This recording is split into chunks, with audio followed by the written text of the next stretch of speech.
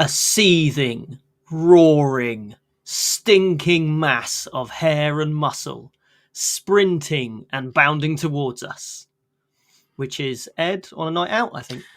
I knew as soon as you said like massive hair and muscle, I was like, hold on. I mean, this sounds like it's meant to be complimentary, but I know you and I know that it's not. Joke's on you. I don't really drink. So, yeah. I'm not sure if that makes it better or worse. Oh, definitely worse. Definitely worse. Good afternoon, good evening, good morning, all, wherever you are. We're back. It's episode 16 of Close Order, the podcast that is also the name of the channel, truly one of the Warhammer podcasts that is out there. Hope you're all doing well. We've got some people in the chat. We've got Trocanas and Affa. Let's go. Let's make Infantry great again.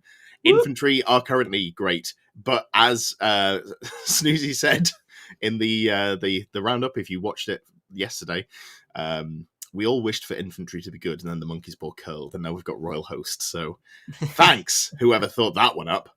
Anthony's here. Hope you're doing well, Anthony. Lee, let's go for 2 seconds. I need to put the daughters to bed. That's fair. That's fair. We'll catch you later on. John's ready for a spicy meatball, and Anubis is here as well. Good evening, Anubis. Hope you're doing well.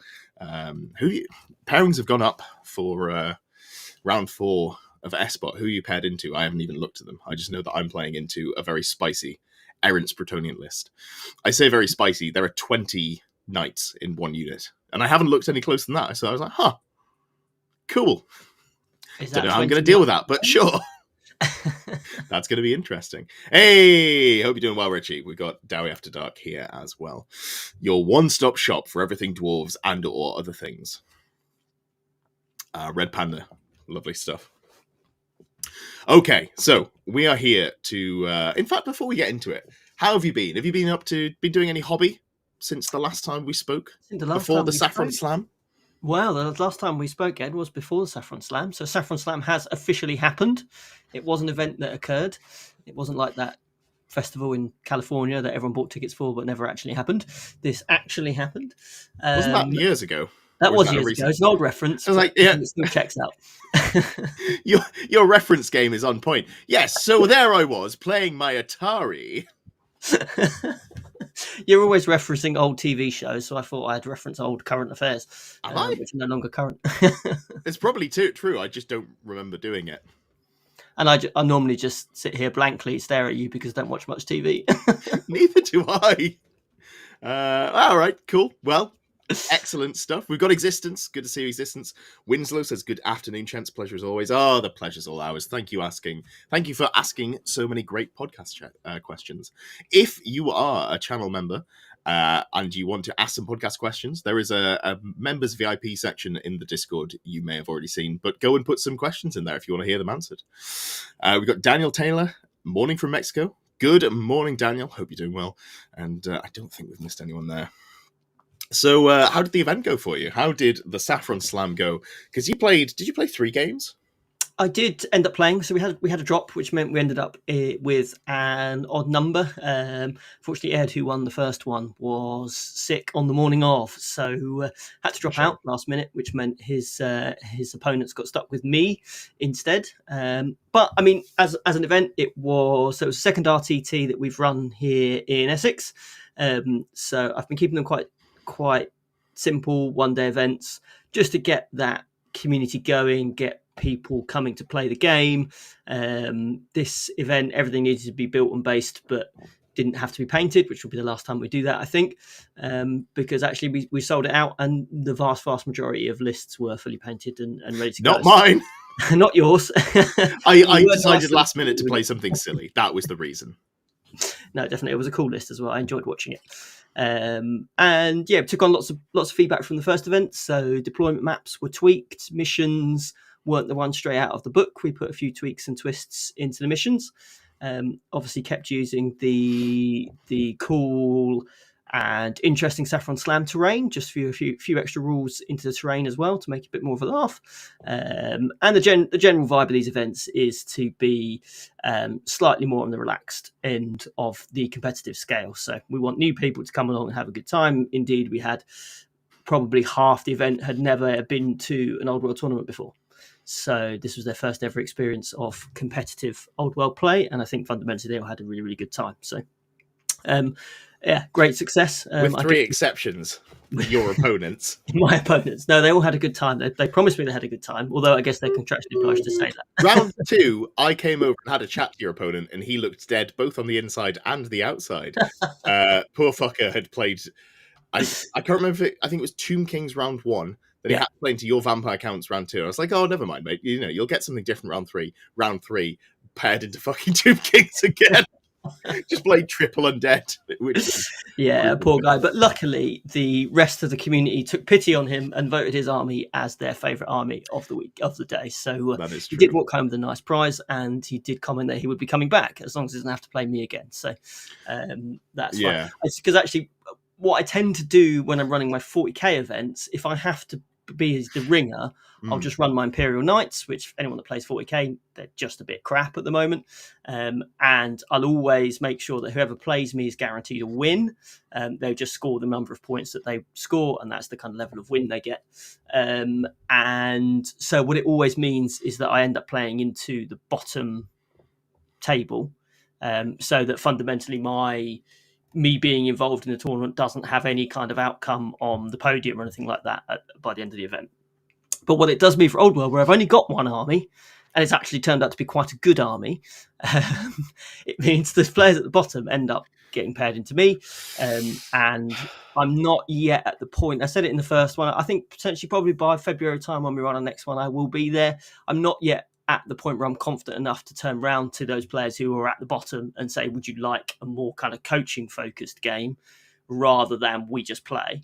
And sometimes when I do this for 40k, some people just want to play and they want to just see what happens. And then others would actually be like, they hold their hands up and say, actually, no, this is my first event. I'd be really keen to actually just learn how we do it, and we only play 2 turns or whatever, and we still have a really good game like that. So I'm hopefully by February I feel a bit more confident to a point where even if I have only got the vampires, I'll be able to run the game slightly more coaching wise, as I'll hopefully have learned the rules enough that I'll be confident to do that and not sound too arrogant. So what's really funny about the comparison between your 40k army and your old world army, 40k you're playing a little bit of a lemon. They're not the best army. They're also a really funny army or fun army to play against because there's loads of targets to interact with, and you just get to kill big stompy stuff, and that feels good. You might lose, but you've killed like 3 massive models. You're like, oh, you know what? Hell yeah, that's a victory. And then vampire counts. You have no interaction. Nothing dies. You end the game demoralized, bludgeoned, beaten, bloody, and that's not the models. Lewis will take you out back if you can't kill a single unit, break your kneecaps. I saw it happen. It's brutal. No, everybody managed to kill a single unit. I lost a unit of dogs in all 3 of those games. Mm-hmm. Excellent. So, yeah. Excellent. Well, I'm glad we've established that. We've got Pash McGee in the chat as well. Good to see you. Being admonished by Callum, apparently meant to be getting ready for a game. And John says, long live the Green Legion. Oh, great. He's watching it from the poop house. Thank you for the update on your bowel movements. Please, if you have any issues, do let us know. We care deeply. Winslow says, sometimes your opponent's army will end up with more models than it started with. Yes, it will. Fortunately, it's only zombies that can be summoned above 0, and you don't have any zombies, do you? So no, I'm a nice opponent. I don't run zombies. How do you use Blood Knights and not kill a new player? Yeah, it's rough. That is rough. Cool. So that was good. I took my anti-royal host Cold One bus with some silly choices where I took an illusion caster with spectral doppelganger and a 70-point magic weapon on my level 4 sorceress. And it was so fun, and I'm glad I did, because I now have it out of my system and I never have to do it again, but I think back fondly. It was, I think, a 16-4 loss into Tomb King's Grand Army, but the game was on a knife edge that could have gone either way. I think if I'd brought a battle magic caster instead of the crap caster I brought, there was a world that I could have pulled off some sort of bullshit and won that one, which was nice. And then I played into two poor dwarf players, both lovely, really, really nice people. Enjoyed playing both of them. But the list that's designed to body infantry, turns out it bodies infantry. My first game, I gave up 0 points and I scored 2,298. Which was the maximum I could score in that game because I tabled my opponent and my opponent didn't kill a single unit. And then game 3, I was like, cool, this list beats dwarves. I hope I play something different. Then I played against dwarves again and I gave up 0 points. I only scored about 1,800 in that game. There were some rangers and a couple of war machines left alive. But weirdly, not a particularly interesting battle report to recount. So I think we've summed it up quite quickly there. But like I say... Is there a world where the spectral doppelganger expensive magic weapon dragon actually works? So the sorceress was on a cold one. You can't fit the expensive dragon, the level 4 on the dragon with all of the good stuff, and then with another lord. So I wouldn't go that silly. But no, I don't think. I think just go battle magic. It still buffs the unit. Or if you want to buff it in a different way, go demonology. Give the entire unit +1 attack, +1 AP, +1 strength as well. That would be brutal. In fact, maybe that's the way to go, because you'd get your cold ones up to 3 attacks. There's the Banner of Harganeth in there, so it's 3 attacks at strength 5, AP 2. Yeah, with Armor Bane 1. That's not okay. And then even the hand weapons from the cold one knights. That's 2 attacks at strength 5, AP 2. As well. Just a disgusting bucket load of attacks. So that does make a mess. Yeah, maybe one to look into. But I don't think that's the way forwards. After playing it, I was like, this was fun, but I had very little agency in my game, so I don't want to ever do this again. It feels... No. It makes it's more challenging a position, isn't it?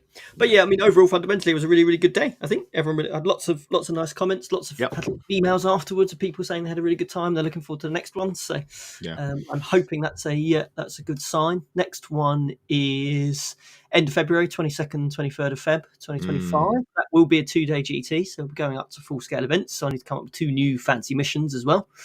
And just a reminder for those people who are members of Close Order, you do get Saffron Slam tickets at 10% off. So if you are a member and you'd like to come to the east of England to play a weekend of Warhammer, you are more than welcome. Just drop me a message on Discord and I'll sort you out discounted tickets. I forgot about that as well. Hell yeah. Hell yeah. Sweet. Yes, so we've got Nemo. The main fix is to give High Elf Spearmen an option to buy full plate for 5 points a model. That'd be cool. I'd like to see... So I'm on my my High Elf vibe. Oh, my Elf vibe at the moment. I was thinking, actually, I should probably start planning a High Elf army. Because it turns out elves are just really good. They just have bullshit. I'm a big fan of that bullshit. So I've been doing well with Dark Elves. I've moved on to Wood Elves. You can't not do well with Wood Elves. And then High Elves, surely there's some level of shenanigans in there that I can abuse as well. And that'll be fun. I'm not going to feel bad about losing elven lives at the same rate of clan rats. Yeah, they're expensive and they're way more expensive. They're just expensive. Those are the 3 things about them. Snoozy's here. Good to have you, Snoozy. Toffer says, how many Cold One Knights did you run on the bus? I think it was 12 plus 2 characters. There was a BSB, a level 4, and then I had a Lord and Dragon as well. John says, make Warriors great again. I'd love to see that. I do. Chaos Warriors are just thematic fantasy for me. I would love to see them on the table. Maybe that's the next challenge. Maybe that's something I do for a Pick My List in the future. I just subtly, I start dropping it into people's minds and then get them to suggest it to me. See if we can do that. Snoozy does want reverse impact hits for Spearmen versus Cavalry. I think that makes perfect sense. I like it. Yeah, it would be good. Oh, God. So more Robot Wars says, White Lions. Oh, I'd forgotten about this. So I had an unhinged commenter that I shared in the tier list chat because it was under the tier list video. I'm just going to read this to you verbatim because it's great. So this was on the regular infantry tier list. And I rated White Lions F, I think, because there's nothing they do that another unit in that book does. They're just not good for the points. So the comment was, White Lions being F tier means you just don't understand the game well enough. Ability to issue challenges by every model, coupled with the fact that you can make them ethereal and have reserve move makes them great already. Add on top of that a high initiative and decent points cost. ... Damn, if you can't use these guys, you are just bad at the game. Objectively evaluating everything High Elves have access to, it is an S tier army unit at the very least. So there are a few things in there that chat just pulled apart, which it just gets better and better. They pointed out that they just mentioning rules that a model has and then saying it's good, that's not actually an argument for why it's good. There was a great comment in here. I think it was Wilson, because Wilson usually has... Where's it gone? There was something about Empire having strength 4. Oh, it's gone. I'll find it later on. Basically, it just said stupid shit, and also the bringing up initiative is very funny because they have great weapons. So initiative one. I love that initiative. It's challenging. The every model challenging is interesting, I think. Yeah, if you have your general in there and not on a dragon. Oh, so the general has to be in the unit. Yeah, oh, right. It's not good. It's not good. There was a glimmer of hope for the White Lions. I don't think they're awful, but they're just not. Put them in F. Well, yeah, compared to because you could take Swordmasters instead. Maybe we'll see some rules that make them better. But yeah, it got me so bad that I actually responded to the comment before I came to my senses 5 minutes later. I was like, I'm just going to hide your comments from the channel forever, and then I never have to read another brain dead take. But yeah, it was a good one. I enjoyed that. Sometimes things like that just really spice up your day. But yeah. Anyway, let's move on. So speaking of things that we no longer want to see, we're going to be talking about things that we want to see changed in the next FAQ or General's Handbook, whatever the next big rule update is. And to be entirely unfair, I'm going to say that you go first. What's your number one thing, in no particular order, that you want to see changed? Number one thing in no particular order. That's absolutely. I realized I was putting you on the spot. I don't know if you thought about which one you want the most or least. So just give me one of the three. I'm going to start. I'm not going to start with infantry. Infantry is on my list. So when we talked about this in advance, I think you've gone quite specific, haven't you, Ed? You looking at very particular interactions. I've gone quite kind of big scale. So I'm thinking about monstrous mounts as a issue in the game that could be doing with resolved. I think there's a couple of things. They're expensive, I'll grant you that. They do cost a lot of points, so you are paying for the privilege of riding your dragon around.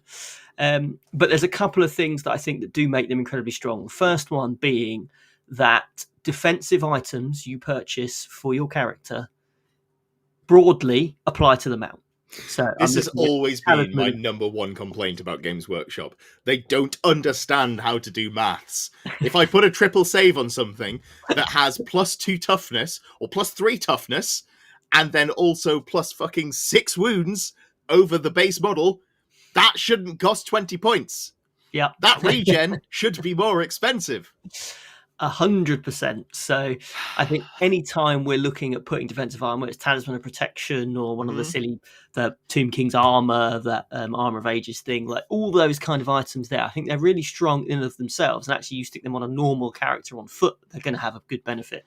But whacking them on a monstrous mount just triples their effectiveness. So there's a few things you could try and come up with a way to make those items not apply to the mounts. But I think that probably makes some faffage in the rules, which is already full of faffage. As anyone that's tried to read the book live or answer a rules question, it's a nightmare looking at that book. So adding more kind of guff in, I'm slightly against. So I would immediately look at the points system for some of these items and creating a separate points premium for characters taking these items if they're riding anything bigger than a horse, basically. You make Talisman of Protection go from, what is it now, 30 points, make it 90 points or something like that. So if you're going to put a massive... You're not playing around, Jesus! But I mean, because fundamentally, I think if you make the monsters act like just normal monstrous creatures, so you look at, let's take vampires, for example. The zombie dragon compared to the Terrorgeist. Terrorgeist is 200 points with some change, as is the zombie dragons. They're actually quite similar points-wise. Now, you compare the two of them in terms of the Terrorgeist just flapping around on its own, yet the zombie dragon on with a character on top of it.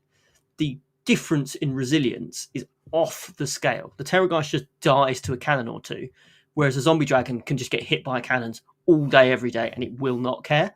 So it's just like the difference is unimaginable between the two, just because of that stacking. So I mean, they could be. The problem is the game doesn't have enough screams. Thank you, Matthew. Absolutely. Just a sidebar. I love this point of where the channel is, because there are the regular names who show up who it's not even like you have like a genuine relationship with the people who comment to an extent. They are still Discord handles. Maybe you end up talking to them in real life or for a game or whatever, but I really enjoy reading the usual faces comments, because there's some funny fuckers among you. Anyway, back to adding more screams to vampire counts. Please do continue. Yes. So that's the kind of main one, but I think there's a couple of other things you could probably do. Sticking Swift Stride on these monsters. You've got some of the hardest hitting units in the game also being the fastest units in the game. I think there's an easy change. Just take Swift Stride away from them. Massively reduce their charge range and threat range. I think that would be positive. And then even you could go as far as looking at the bonuses they get in combat. So taking Close Order away, or reducing the overkill bonus you get from when they get challenged, just to make those challenges. I'm a bit frustrated with the challenge mechanic, because you kind of have to have it in there, because otherwise infantry just get smashed. Yeah. But also it doesn't feel great when you charge your big monster into a block of infantry and you kill one guy. Unless you should stop playing undead then. Well, exactly. Because you keep doing it to me, dickhead. But it doesn't feel amazing, doesn't it? So kind of taking away combat bonuses, I'm not sure of. But I think if you drop their speed, make them less resilient, and then maybe mess around with their combat res stuff, I think you bring them back down a peg or two. I'm going to just, for a start, I never want to see a triple nerf in one go. Whenever Games Workshop triple nerfs, that kills something. Like, it doesn't come back. It's not like, oh, maybe it's playable. You know, maybe there's some niche. No, it's just fucking dead. You're triple nerfed by Games Workshop, get in the bin. I fully agree with the general sentiment, though. I would like to see ridden monsters tweaked in a way. I don't know how. Something that people are very good at doing is identifying what needs to be changed. Something that people in general are very bad at is getting the right fix. Hopefully Games Workshop does more playtesting than the general Commoner Garden Facebook commenter. But, you know, we'll see. My fixes for this have changed because we've seen a lot of poison shooting come into the meta recently. So that... Initially, I was like, "Oh, okay. How about for toughness? Like the fix for ridden dragons, they only ever use the best save. They can only use one save. That gets around the stacking of, you know, ward save, regen. The dragons that come with an inherent toughness boost built in through a ward or a regen kind of overcomes that. But now that's not really it, or like capping the saves at like you can never get better than a 4-up armor save." I'm not really sure. There's a lot of stuff you could do, or have armor not apply to the dragon that you're riding, so you can only ever get the full plate. There's a lot of things you could do, but removing the close order bonus I think would be good. So making it harder for a dragon to out combat res someone. Yeah, I feel like you should be able to bring a brick of infantry that you can't charge a dragon in the front into unsupported and win. Like that's kind of my big gripe with cavalry is they have incredible movement and they don't have to use it to win fights. What's up with that? Why isn't the game balanced in a way that your fast moving units don't use that stat other than, oh, I just charge you on turn 2 from across the board? I'd like to see some tweaks there. But yeah, there's a lot of things that can be done, I think. Stomps maybe having to hit as well, because they just add so much reliability to combat. You basically never whiff with a dragon because you've just got like 12 potential attacks. Some of those dice rolls you're going to spike on, aren't you? You get so many opportunities to kill some stuff. So yeah, and I mean, I think when coming from an undead perspective, it is actually, I've played a lot of games now where it is actually really bad idea to charge a dragon into the front of the undead infantry block, because you just get locked down for the whole game. Undead are a different story, yeah. But what I'm trying to say is it shows that if the infantry are stronger, it takes that option away from the monstrous mount. So it means the user of the monster on the character on monster has to be a lot more careful about how they position it. Yeah. And then suddenly you're playing a game, aren't you? If a monster can just literally power through everything, and as you say, it applies to cavalry as well. If they can literally just run through everything, then it's kind of, they're just going to crush stuff. Whereas if you can break them on that charge, and they know you break them on that charge, they have to think twice about how they position themselves, which then adds into the game. So I think you can do that in a few different ways. I mean, I would probably advocate the easiest change to take Swift Stride away. Just make it harder to make help in the first place. If you just want a simple fix,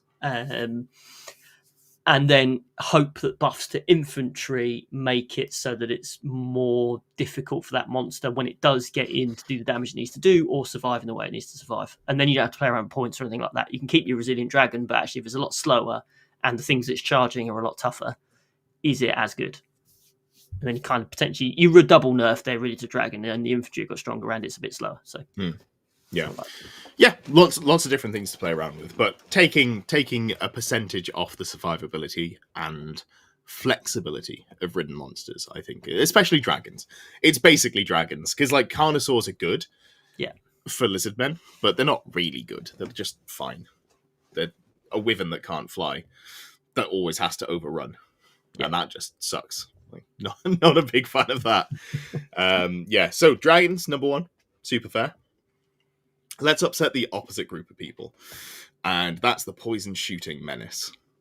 This is not healthy for the game. Here's the thing. I like it as a niche strategy. Keep in mind, if you go back on the channel to like June or something, I was doing Skaven flying circus bullshit with poison shooting. I was doing the same thing with more expensive units, but arguably more oppressive, because I was flying 24 inches and getting out of your charge arcs. Very difficult to play against with the list at the time. If I played it perfectly and I didn't hit one of the hard counters, like the Dwarf Thane who ignored all the stacking modifiers, in theory, I don't know how I lose those games. Like, it basically just comes down to counters or misplays. So, I'm happy to play them, but they can't be, I think, a significant force in the meta, because people fucking hate it. Like, it's not fantasy. Teleporting units around and shooting with them is not what people come to events for. And it cuts out too much of the game. It basically cuts out any large target. I don't want to see it gone.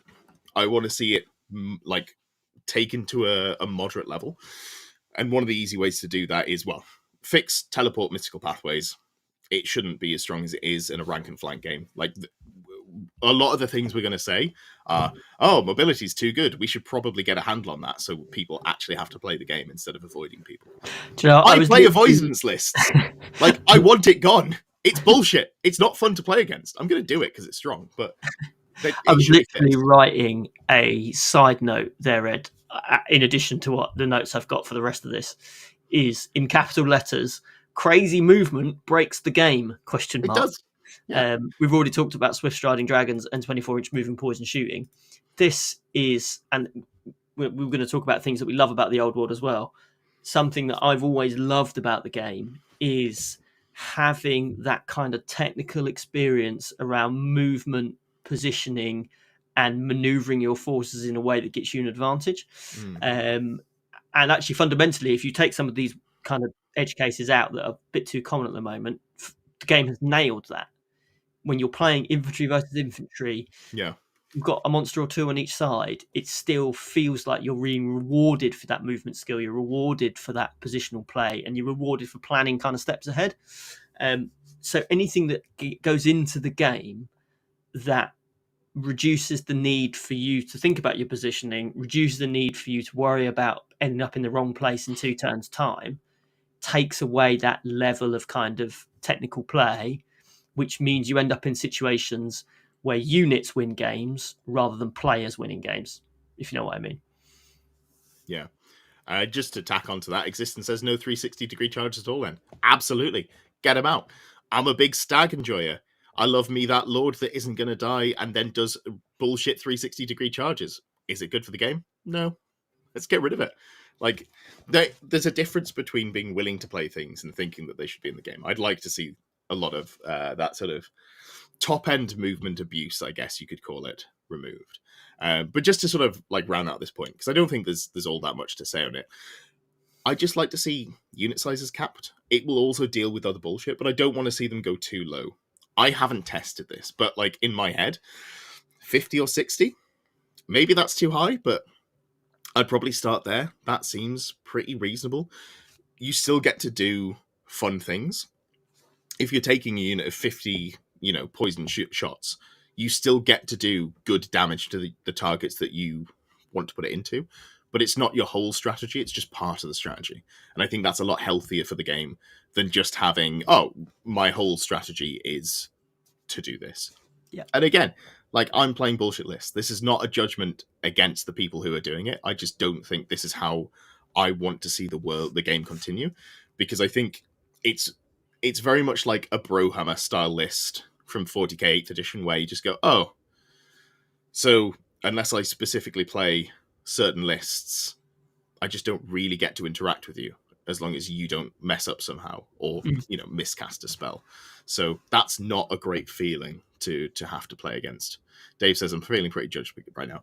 Dave, like I said, I was playing poison bullshit months before you went to the event with it. Like, I enjoy it. I just don't think it being the full strategy for a list is healthy for the game. And it's not a judgment of you. I like I like coming up with bullshit list ideas. I played Double Dragon. You never interact with me. Should that win? Like, is that a thing that should work in Old World? I'd rather it didn't. But it does. I'm going to take it to tournaments. Going to have fun playing it. I'd like to see Old World shaped in a more healthy direction for longevity of the game, etc., etc. But yeah, so I'd like to see it capped, so it's not gone from the game, but you just can't layer so much, because that's always the problem with Warhammer. You're like, here's this one thing that's really good. How much can I like layer onto it to break the game? And now this kills everything. Yeah, that's interesting. I was thinking about infantry as well, which would be the next one I was going to speak about. But the unlimited size of infantry units, I think if you buff infantry, you need to take that into account, because we're already seeing it with that stupid dwarf unit, aren't we? So it's already happening. And in your example, you said 50. If you made your infantry units max out at 7 wide, that means units can be a maximum of 49. I don't love the maxing the wideness. That doesn't feel like an answer to me. I know people don't like the thematics, but I don't know. I think if we're going that way, that needs to come in like a 2.0 balance change, because first of all, it wouldn't stop. If you just go like max width, you just have the shooting block and marching column and nothing changes. So that's the first problem there. You're like, oh no, I can never charge. Shame about that. I'll just continue to not charge and shoot you. But then the other issue is if you cap it 7 wide, immediately infantry gets weaker. Some of the things that you can kind of play, like the big ranger long line, or you can like do dwarves that are quite wide, because that's their only answer to things that charge them and hit first, so you get some attacks back in. I think you need to see a whole rebalance of the game before I wanted to see that go away, just on the basis of I think it hurts infantry too much. Yes, and what I'm getting at is that change should only come into effect when we're feeling comfortable infantry are where we want them to be. Yeah, I mean, like, all of these changes we want to come together. We're not saying, you know what, for January, I'd like to see dragons shot in the fucking head. What are we going to change next? Nothing until February.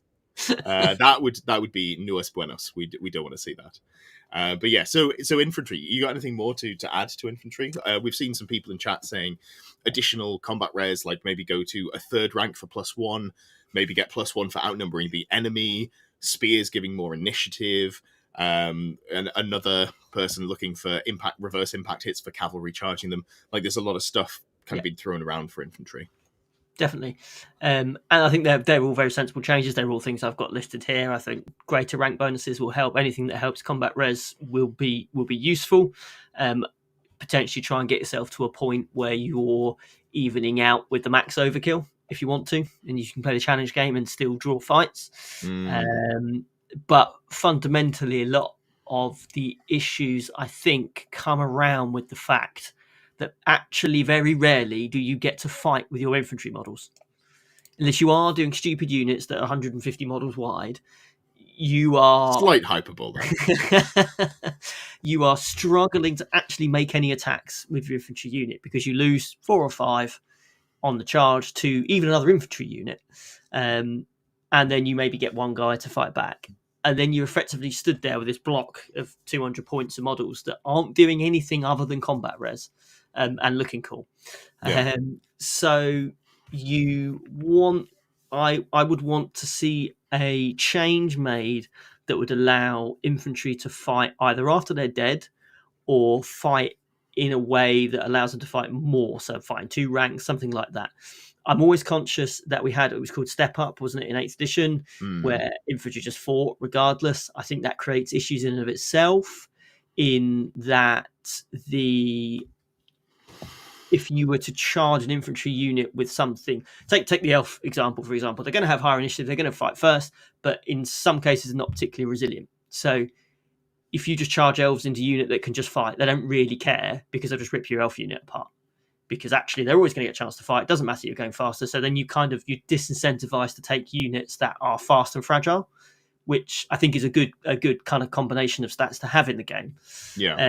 So trying to come up with a way that infantry can fight without penalising other units and just collateral damaging those instead, I think would be sensible. So like the easiest solution in my head is that you fight in 2 ranks and then spears add a 3rd rank. Yeah.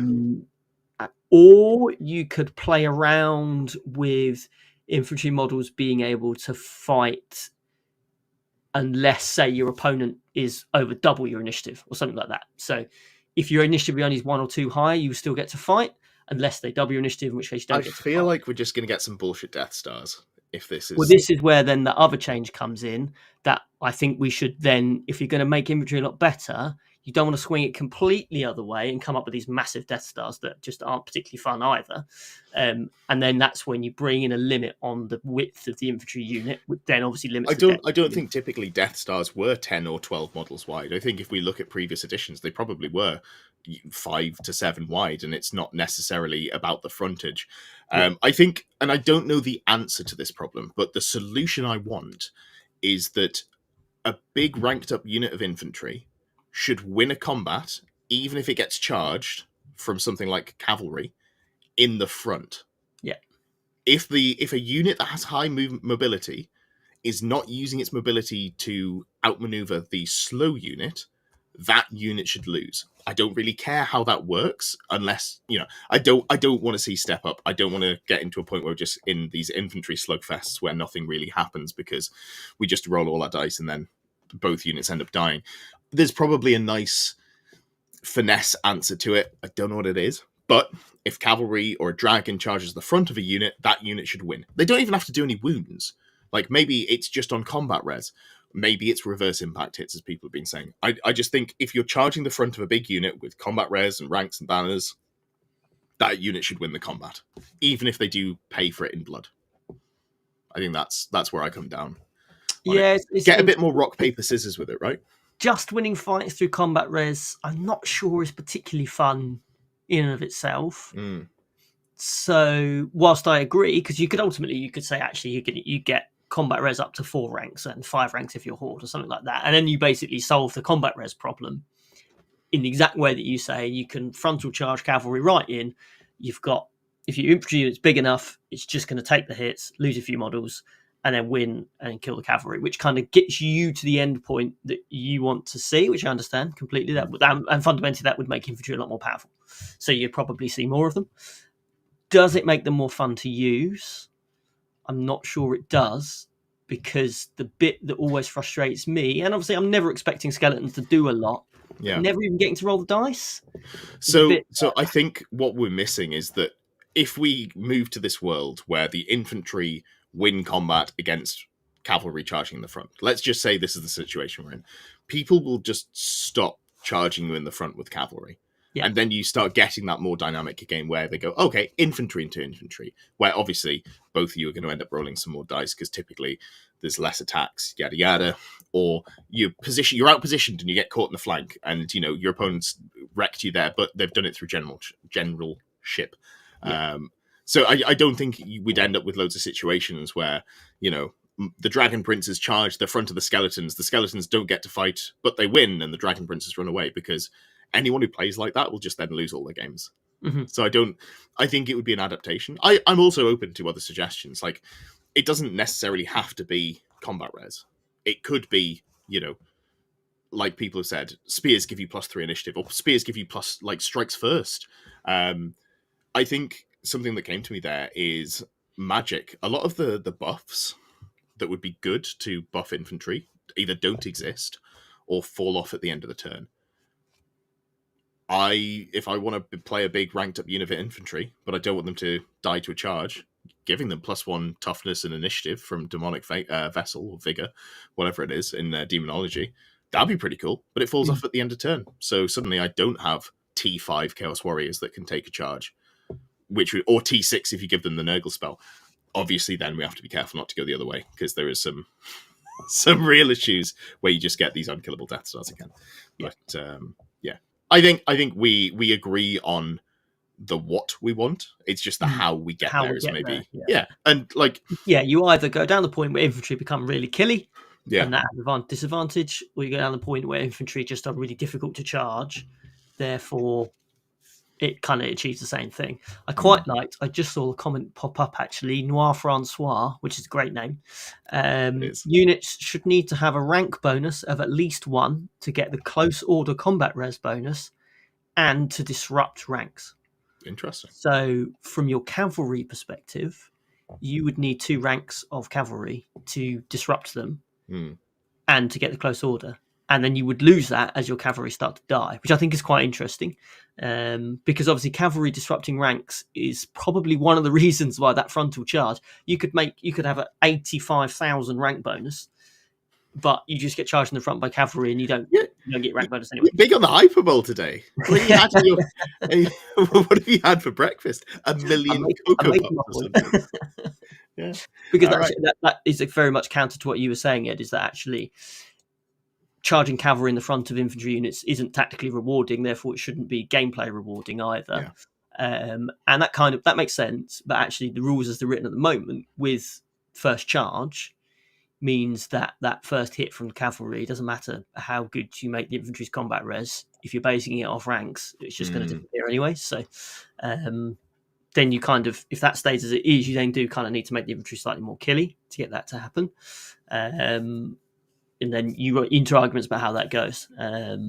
But whether fighting in 2 ranks is the right way to do it, because then you can lose, if you've got a unit of 6 wide, you can lose sort of 6 or 7 models and you've still got a good chunk of fighting back if your infantry's half decent. So I don't know. Yeah, I don't know. Like my gut feel is I don't want the second rank to fight. Yeah. And I don't know if that's just because I like playing fast things. So we need someone who is objective and actually balances and tests games for a living to come up with an answer. Please, Games Workshop. Please. You could apply that to front charges only. So actually, if you get charged in the flank or the rear, you don't get the second rank fighting. I think that's typically how supporting attacks have been in previous editions of the game. So you still are rewarded for a flank charge. Yeah,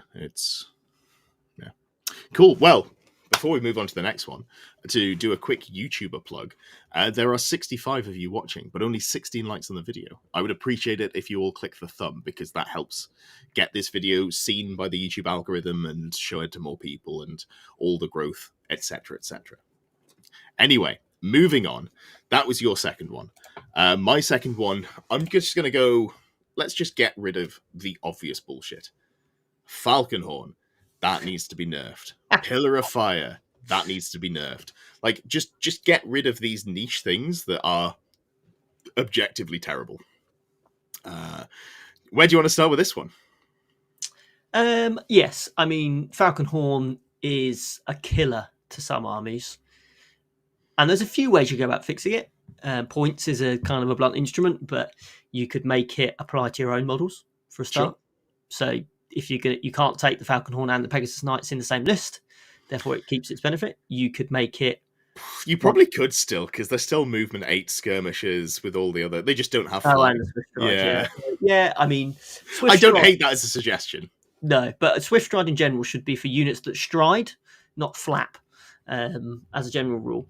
But yeah, you can make it once per game because I think you time that right. That is still a devastating ability to use, especially against ridden monsters, that sort of thing, that have a fly move, which is much higher than its base move. I'm looking at you, Zombie Dragon, and you can if you get that right, you just screw an opponent's plan up, and knowing you've got that in the locker can really help make your opponent think twice about how they're going to position themselves, which I think is good. Yeah, I just had a comment there. Virtue of Heroism is too cheap. Isn't it like 70 points? No, Heroism is 60 points. I don't think it's too cheap. 60 points for the virtue that people typically don't take. I think that's fine. Is that the one that's Monster Slayer one? The Monster Slayer and Killing Blow. It's all right, but you could just take the Knightly Temper and take a really good magic item. Job's a good one. Matthew says, I think once a game is the Occam's razor answer on the horn. Very good. So the problem with once a game is it's Skaven, but there is a Skaven banner that does the same and provides an army-wide -1 to be hit. And you don't have to make a leadership test, but it is once per game. Yeah. And you don't see it all that much. So maybe, but then again, it's limited because it has to go on a BSB realistically. So maybe that's the limiting factor. I don't know. I don't like it because it limits diversity in the game. You don't want to see an item that just stops entire builds. Like, the Flight of the Valkyrie gyrocopter list. You can theoretically run 10 to 16 gyros and just be happy. But if you run into the Falconhorn, you just got to shoot them to death, which is maybe doable. And it needs some testing, but also just theoretically shuts you down entirely. For sure. Yes, it's an interesting one. Because actually the idea of an entire gyrocopter army doesn't exactly fill me with joy either. So yeah, but it's fun. Like, nobody's doing it, and like seeing that across the table from you in a event, be like, this is a new challenge that I've got to deal with. And I'm speaking from experience because I have faced it at an event. Lovely guy who played it, a guy called, I think it's Reese. My brain's going. It's been a long week already, apologies. But he played into Bretonians at the event. And that was the Bretonian player that didn't have the Falconhorn, so dodged that matchup. It was great. It was a really fun list to play against. It was lots of interactions. Yeah, there's a few items. Infernal Puppet's been mentioned. Infernal Puppet and Oaken Saver probably too good, but I think for those you have to just, I guess, nerf them points wise. I think that would be like 40 points for Oaken Save is too good. There are some magic items that are just best in class by such a ridiculous margin that you probably can't have them. You probably want to fix them to some degree. Someone says there's always been items like the Falconhorn in the game. That's not really an argument for there continuing to be Falconhorn in the game. Like, we're not looking at the game back when the balance was, oh, too bad, so sad, you might get a new codex in 8 years. We're now at a point where there is some active balance coming from Games Workshop, so I'd like to see some tweaks. Yeah, we can hold them to a higher standard now, can't we? And I think we should do that. I think they should get the plaudits when they do things well, but they should also get the criticism when things could be better. And there's no issue with that. I think there's a comment a bit further up as well. There's no one's winning tournaments with the Horn, and that may well be true. It's not true, but I think there probably are some Bretonian lists that are doing very, very well with the Horn.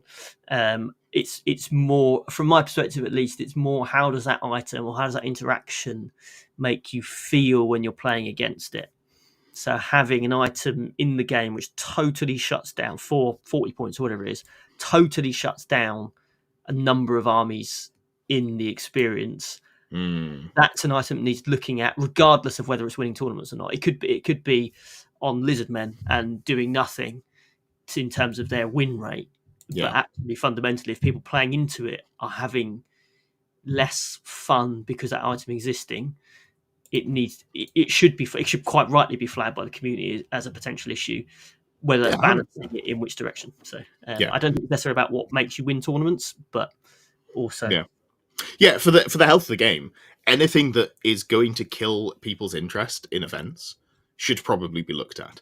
And it doesn't necessarily have to be removed, but if it's only a niche strategy, if the Falcon Horn came up, once in a blue moon, you'd be like, oh damn, man, now I've got to figure out a plan to play against this. This really scuppers my list. But the last 3 events I was at, nobody even took it to the tournament. So, sure. Like, I guess you got lucky with your matchup. Good for you. Or, the poison shooting brick being a part of a strategy. You're like, okay, cool. I have to play around this. This is not in every list that can take it.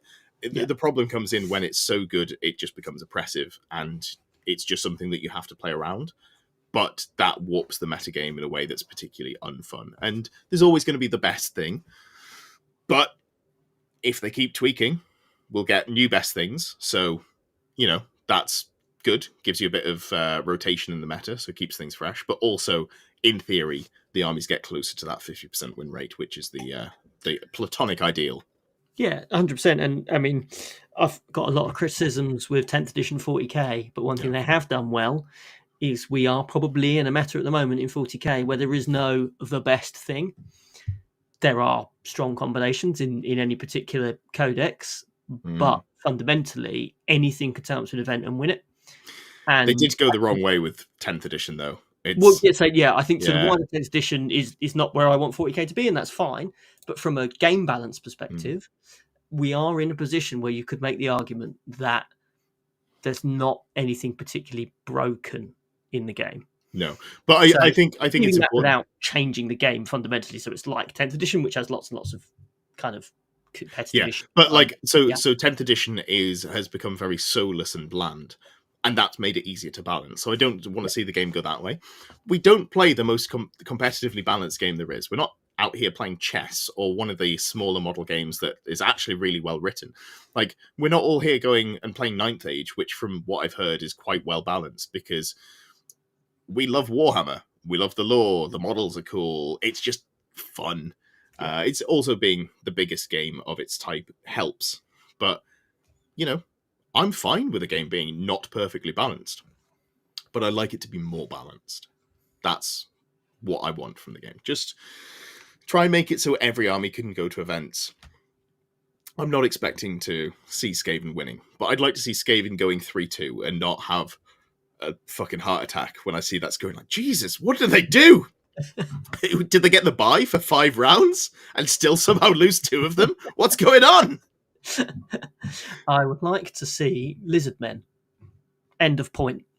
Well, so for the Fix My List challenge this month, Cameron has suggested that I play Lizardmen with no Carnosaur, no Skinks, no Stegodons, and without the occasional Bastillodon, was how it was mentioned.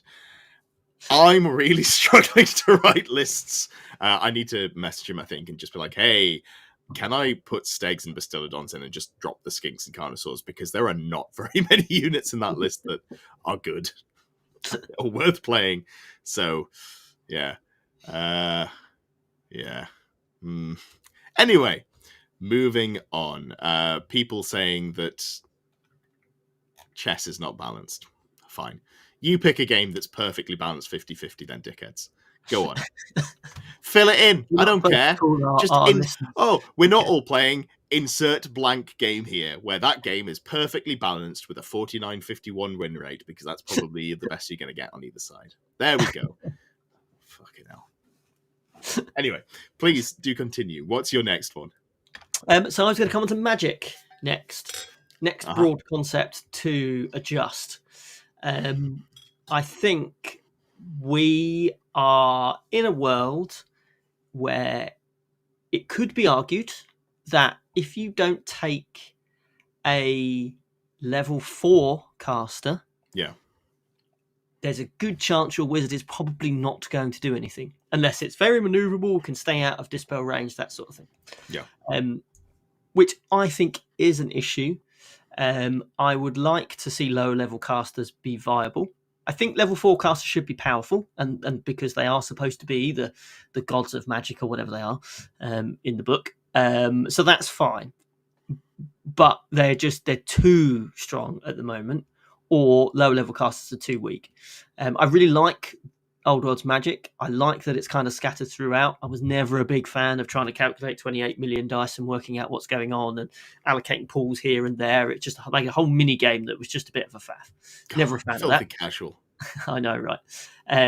I like that I like the way the magic works in this edition. I think it's powerful but not overwhelming. There's a few things I've thought of for making it slightly easier to bring low level casters. Beyond, obviously, you could make level 4s really expensive. You could add 50 points onto every level 4 caster and maybe just make them really expensive. That might help. That sounds terrible. It's a bit of a blunt instrument, but there's things that you could potentially do. So you could maybe drop the dispel range.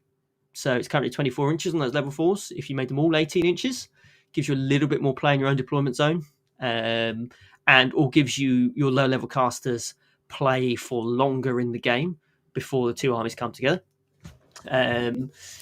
You could reduce the fact that you get unlimited dispel attempts. So you could make it that each wizard can only dispel twice a turn. There's a bit more bookkeeping there because obviously the spells are scattered throughout the whole turn, and into your opponent's turn as well. If they've got, I've forgotten the name of the combat spells. Why have I forgotten that? What's going on? Assailments. So you'd have to kind of keep track of which wizard have dispelled, like that. Very simple change. Just reduce the number of level 4s you can take. You can only take one level 4. And then there's other combinations as well that do make these level 4s even more powerful. I'm looking at you, Mortis Engine. I'm looking at you, Casket of Souls. I'm looking at you, anything that allows spells to be cast on a +5, a +6, a +7. You could potentially just say, actually, casting and dispelling is maxed out at +4. You never go any higher than +4. Therefore, you could bring lower level casters that you can then buff to make them effectively level 4s. And that would open up the game potentially to some lower level casters being able to cast relatively well. Or you could even make dispelling a bit harder. So you could make dispelling only ever max out at a +3, for example. No. So I'm not a massive fan. You already don't dispel most of the spells that you roll for. There's no need to nerf that. Yeah. Like, that's not necessary. But yeah, so I think potentially something about dispel ranges, something about stacking of casting buffs might just mean that low level casters are viable, yet high level casters are still powerful. I don't think I care that level 2s don't exist. I don't think it really matters to me. I think the only way you could make them work is to completely rewrite the magic system, which I'm not opposed to. But I think just like trying to balance them, like shoehorn them into the game, I think will limit a lot of factions. So yes, Mortuary Cult casting at +8 is probably too much.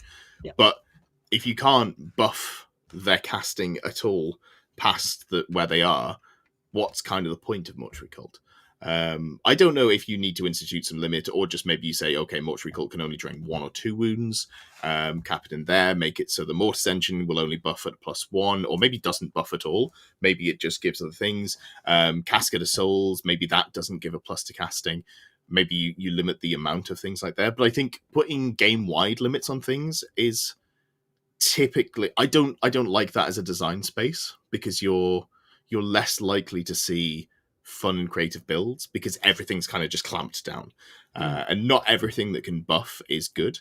Like, if you look at even just the core rulebook, or like the army books, how many magic items are that give you +1 to cast that you don't take because you're just like, I mean, it's fine, but I can't take Lore Familiar. If it's my second cast, I'm like, oh, maybe I take it, but there's a downside to the item, so I don't want to see it. So I don't know that I want to see that. I do want to see magic fixed, Pillar of Fire, as previously mentioned. But I think I'd be more interested in seeing like a full rewrite of how magic works. And again, I don't really know how I'd want to see that go. I don't know. I like the way, I would disagree. I like the way magic works. I think there's individual spells, as you say, Pillar of Fire. There are some silly spells in there. You could pick those out and change each of those to see how they fit. Yeah. And I would also disagree that I'm happy that level 4s are powerful. I think they should be there and they should be powerful.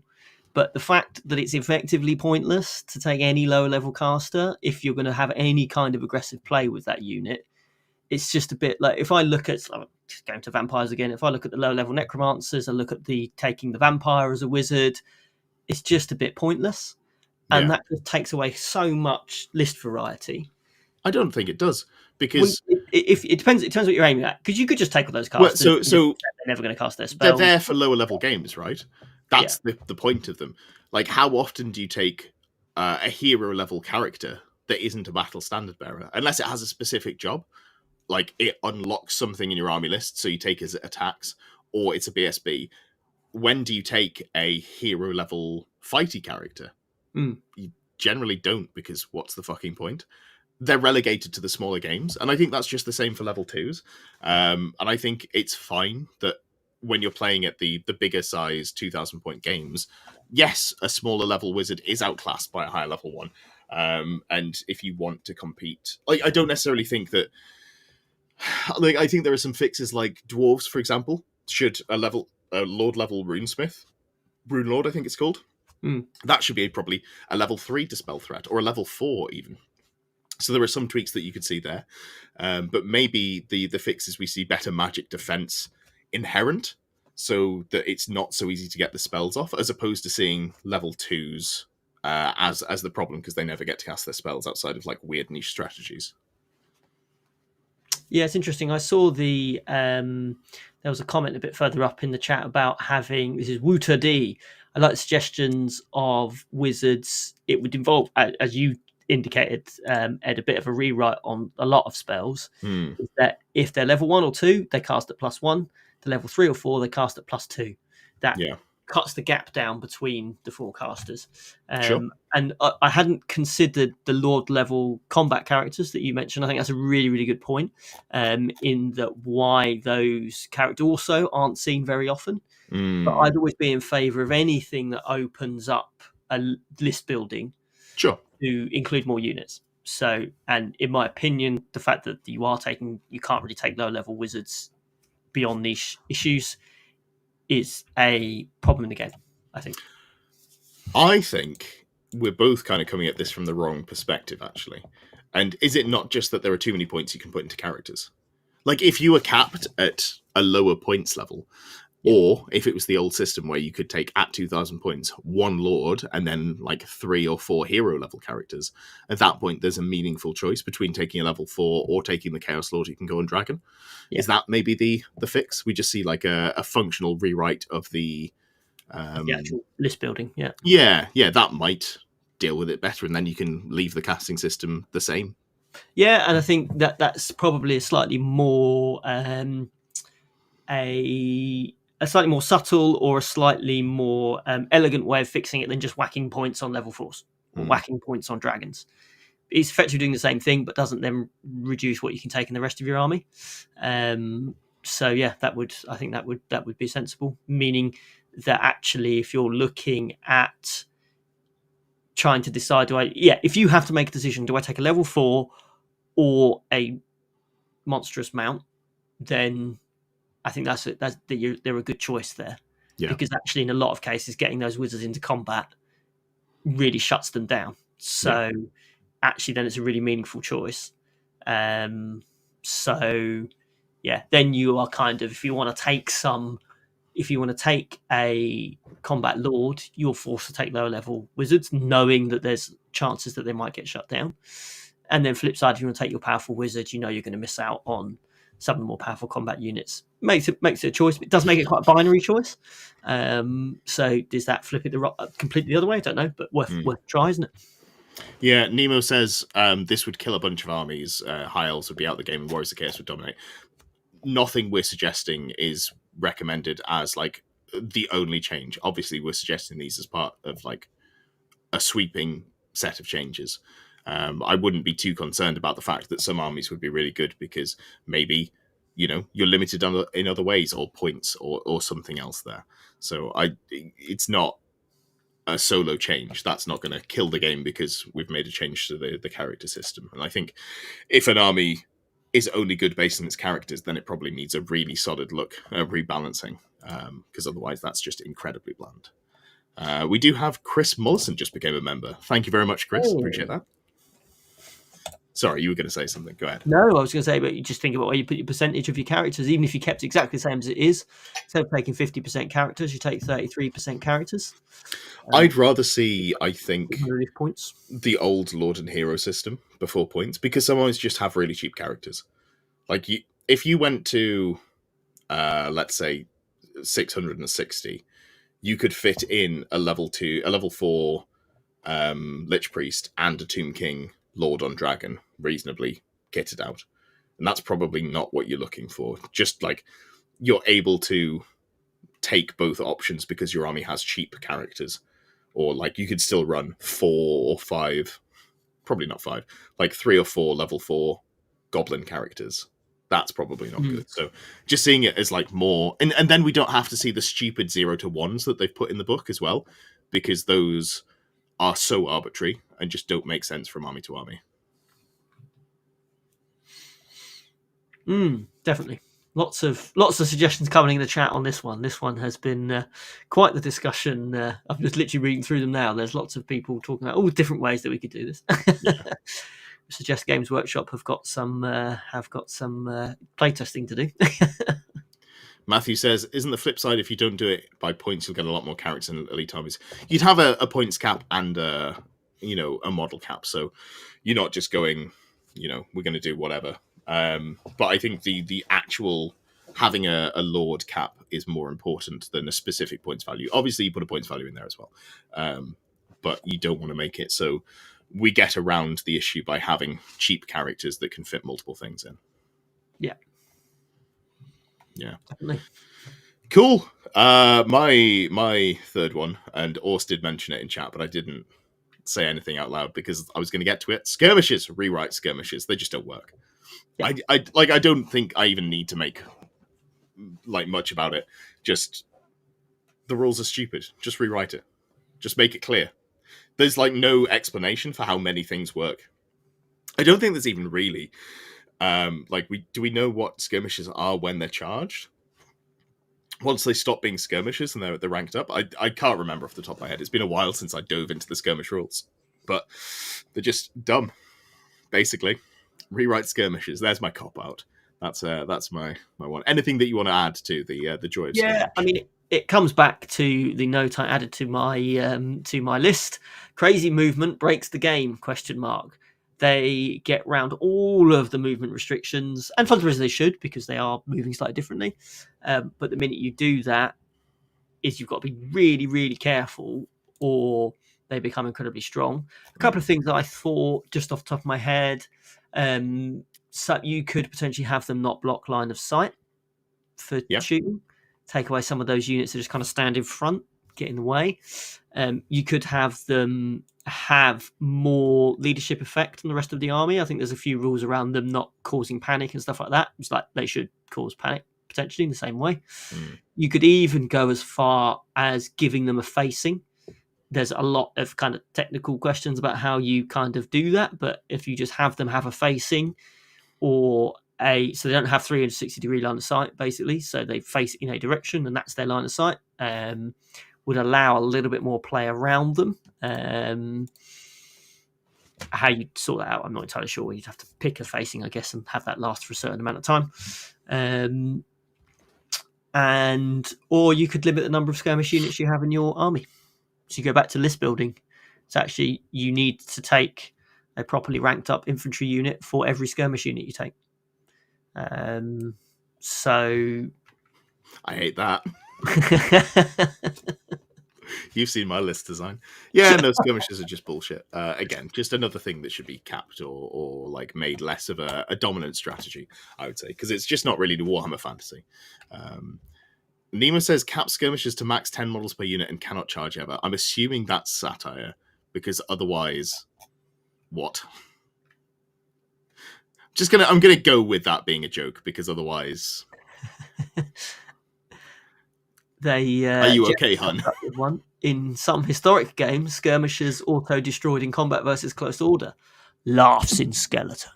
Yeah, I don't like that either. I think the way that Warhammer works. Anyway, some bad suggestions for skirmish in the chat. Then they're a very complex issue, and we'll see what they do with them. Hopefully, they do something with them down the line. But yeah, let's move on quickly because I'm reading things and just getting upset. It's hey, you guys in chat are usually pretty good. This one's a miss. I'm not sold.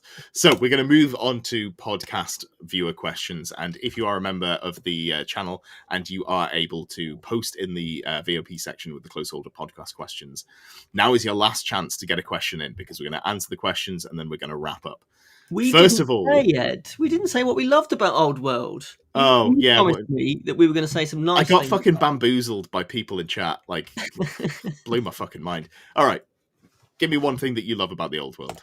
So, one thing I love about Old World, and this comes back to what we were saying about 40k being a little bit bland, is that they have managed to make the game work in a competitive sense in some respects, but keep the instances of hilarious variants that just take that top edge off it. There are so many examples of unlikely things happening that keep even the top players, I think, on their toes. Things like dragons getting run down by state troops, stuff like that. It can happen. Flatulence! Your lines you roll a few bad leadership tests and your whole line collapses. My Blood Knight is getting eaten by trees in Nottingham. All those sort of things that come into the game that will always help make the game not a bland, I go, you go competitive experience. Or worse, I go, you go, you go, I go. Oh yeah, sorry, that's not what I meant. But, no, you didn't say that. I just got reminded of Age of Sigmar.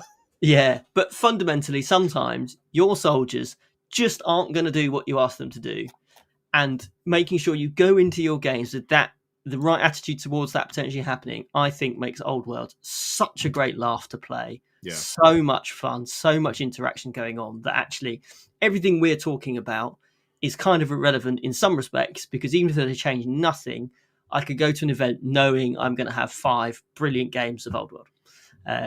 And pushing dragons off the battlefield with Wind Blast, yes. I'd love to see it. So just adding that in there, it means you can never call it a hardcore technical experience.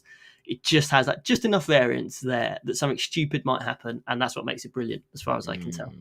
That's the position of a filthy scrub. You should never lose games to dice. You should always have machinations on machinations, plan after plan. I try not to ever blame dice because I assume there's always something I could have done better. Yeah, 100%. But then you're like, if I was dominating the game because I played perfectly, then it wouldn't matter if I failed that dice roll. So exactly. If I was just so much better. Anyway. Because actually, fundamentally, if it's not 2 lists that are full of skirmishers and dragons, and you've got a decent amount of infantry in there, it does play as a rank or flank game. You do win by outmaneuvering your opponent. You will win if you make them make bad choices and put yourself in a better position than them. So if we do get to a point where infantry builds are the most prevalent in the game, which a lot of us want to see, I think we're in an incredibly strong place at that point. You could leave everything else as it is, get infantry a bit stronger so they're more prevalent, and suddenly I think the game is near on where it's going to be at max level. So that's it. The Winslow, you never lose to dice. You lose because you were betrayed by your treacherous underlings. Yes. That is correct. Yeah, just to sort of summarize that, I'd like to see points balances, like just the top 25%, or like points and rules balances, the top 25% of the game and the bottom 25% of the game. If they just get squished in a little bit, we have a better game and things will be good. Mine is, I think the feel of Old World, it's just, it's great. Like, it's not all armies. Nice, Snoozy. It's not all armies, but specifically like orcs and goblins. There are a range of armies, and just the whole play experience, you feel like it feels right. They've got the flavor of the game really, really well. Some armies need to be tweaked, and the core rules could do with being tightened up. But in general, it's a really fun game to play. So that's my favorite thing about Old World. And that's the case with even some of the legacy armies. So looking at my vampires, I feel like I'm playing an undead kind of list that people just run away from. I Lines feel the collapse same when they crushing charge in. despair that I would feel if I was facing against a horde of real skeletons and zombies.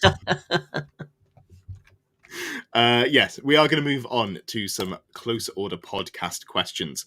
And the first one we missed now a couple of weeks ago, the last time we had a pod. So apologies, Winslow. So for Lewis, if your events were to serve a saffron sandwich, what ingredients would it contain?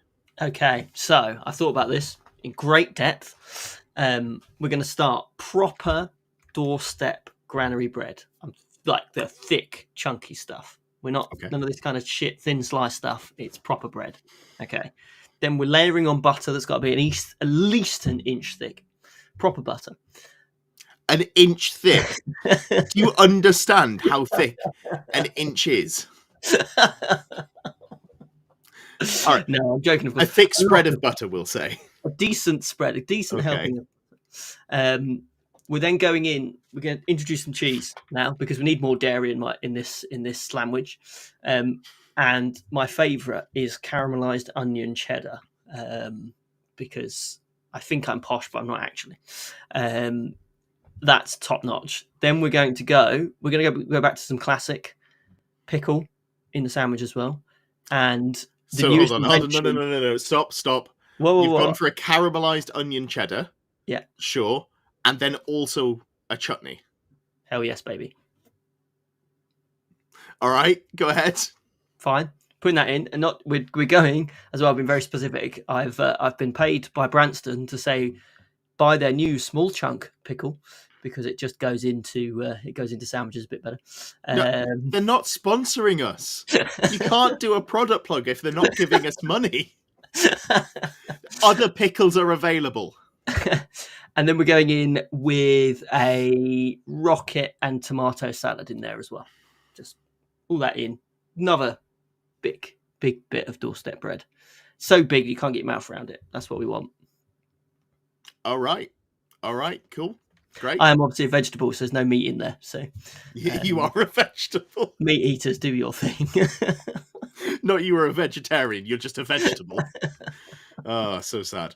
Anyway, so we're moving on. Now we've got Winslow's question from this week. Double whammy in the theme of the podcast. For the upcoming journals, what kind of units and or options would you like to see that would open up how each one plays? So let's go. We'll alternate one option each for the remaining 5 armies. We're not going to go one of each. So we'll just go one of us goes High Elves, one of us goes Empire. Just give me one thing you'd like to see for one of the armies. Right, Empire. I would quite like them to see them making a little bit more of a detachment system. Mm-hmm. I think that's a really cool set of rules, and I think it could be better. I think, and that comes partly of what we're talking about by making infantry better. The having something around either the standard shoot mechanic and make them all white lions.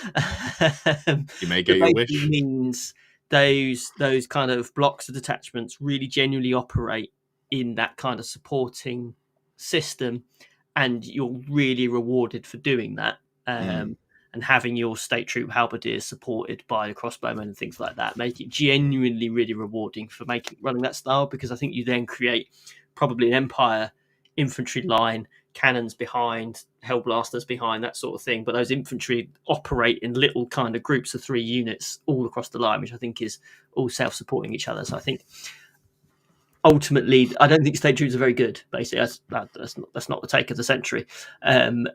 But a buff to those potentially through the detachment system, so you haven't got to try and worry about their both profiles. I think there could be something really useful there, whether that's leadership buffs, whether that's standard shoot buffs, whether that's some kind of combat res buff, something like that. I don't know. There's different ways you could do it, but I think one of those detachments, that would be really, really cool. I think a way to do it.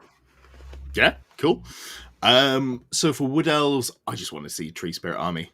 I want to see Tree Spirits be a viable way to play the game.